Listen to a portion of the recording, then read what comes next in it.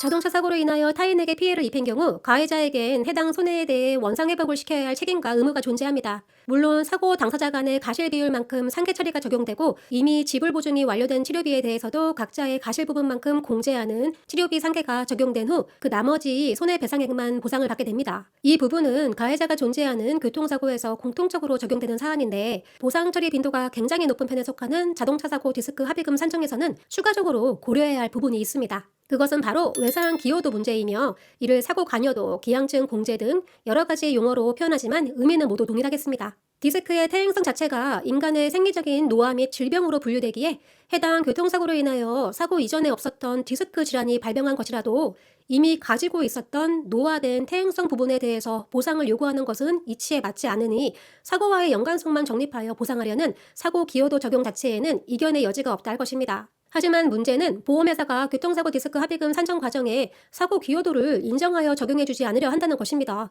또한 자동차 사고 당시 충격의 정도는 피해자 본인이 가장 잘 안다 하지만 간혹 사고가 굉장히 경미했음에도 교통사고 디스크 문제로 진단받고 이 부분에 대한 손해를 주장하시는 분들도 자주 상담을 신청해 옵니다. 그렇기에 자동차 사고 외상기여도 판단을 위해서는 반드시 함께 검토해야 하는 자료들을 준비해 주셔야 하며 그 검토 끝에 정확한 안내를 드릴 수 있는 것입니다. 자동차 사고의 사고 기여도가 중요한 이유는 피해자에게 지급되어야 할 합의금인 손해액 및 보험금을 산정하기에 핵심적인 사항이며 이는 사고와의 인과관계를 구분짓는 사안이기에 연관성이 낮으면 사고로 인한 노동능력 상실률이 낮아지고 더불어 지급될 보상 보험금도 낮아지기 때문입니다. 다만 여기서 교통사고 디스크 문제로 고민하시는 피해자분들이 꼭 아셔야 할 부분이 있으니 수간판 탈출증이란 상병명으로 일정 기간 치료를 받았다 하여도 외상기여도 문제는 보험회사가 알아서 인정하지 않는다는 것입니다. 그러한 이유는 앞서 말씀드렸지만 디스크 노화라는 문제가 혼재되어 있고 교통사고 시 경미한 척추 디스크 관련 질환이 너무나 많이 발생하기에 보험사는 사고가 크게 발생한 사안 및 사고 기여도 적용이 가능한 피해자분들의 내용까지 모두 허리의 염자 및 타박상 등으로 치부하고 종결하려 한다는 것입니다. 지나치게 경미한 교통사고로 억지 주장하는 피해자가 많은 사회적 문제가 이유를 하겠지만 이와 반대로 정당하게 보상을 받아야 하는 대형 사고의 교통사고 디스크 피해자분들까지 동일시한다는 것은 공정성에 매우 문제가 있는 대기업 보험회사의 문제점이라 생각합니다. 그러므로 정당한 추간판 탈출증 문제의 합의 및 보상 처리를 위해서는 한시장애와 외상 기여도 등에 대한 의학적 소견이 필수적으로 입증되어 적용된 명확한 손해액의 사정이 경력 있는 손해사정사를 통하여 진행되어야 할 것입니다. 분명 교통사고로 발생한 디스크 질환은 그 정도에 따라서 후유장애가 발생될 수도 있고 이에 대한 피해자의 신체 훼손 상태는 맥프라이드 방식에 의한 노동능력 감소를 백분율로 환산하여 합의금에 대한 손해액을 산정하게 되기에 어떠한 자동차 사고가 디스크 질환의 한시장애 등에 해당될 수 있고 처리받을 수 있는지를 먼저 파악하고 대처하는 것이 디스크 손상 문제의 정당한 보상에 매우 중요하다는 것을 알려드리는 것입니다.